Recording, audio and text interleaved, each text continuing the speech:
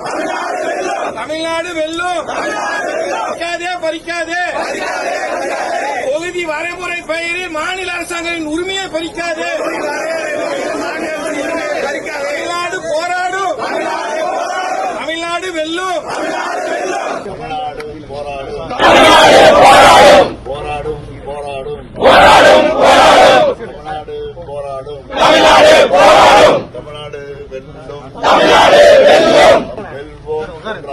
வெல்வோம் ஒன்றாக.